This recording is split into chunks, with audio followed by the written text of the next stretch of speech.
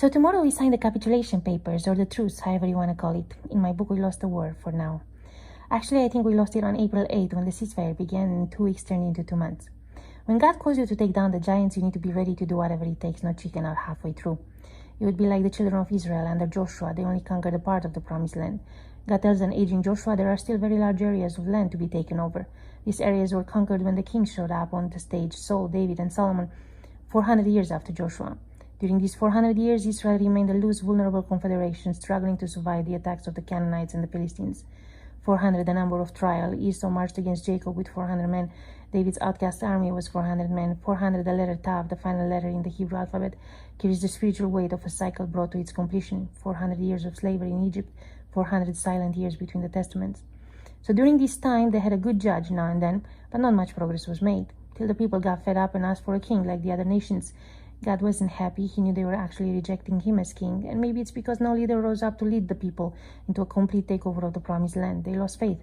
They had an Othniel, an Ehud, and a Gideon, and Samson, but nothing at the level of Moses or Joshua.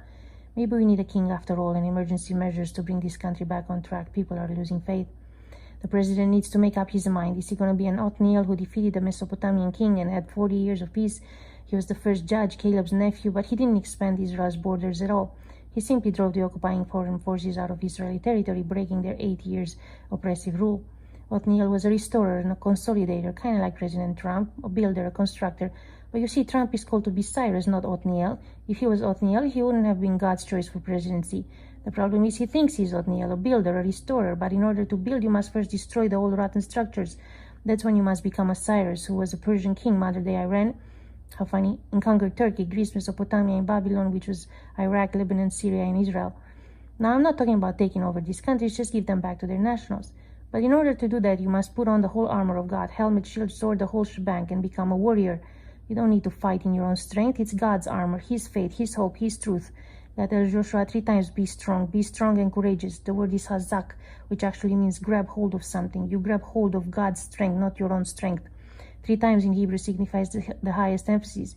You hold on to God, he will hold on to you. Trump is not just called to set America free, but the whole world. He must build with one hand and fight with the other like Nehemiah.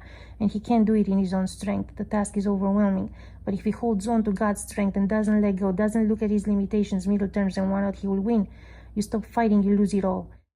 Negotiations with Iran is like negotiating with a snake in the garden. You don't negotiate with the devil, you crash its head. Well, we'll see what's going to happen. What I know for sure is that the evil regime is going to fall sooner or later.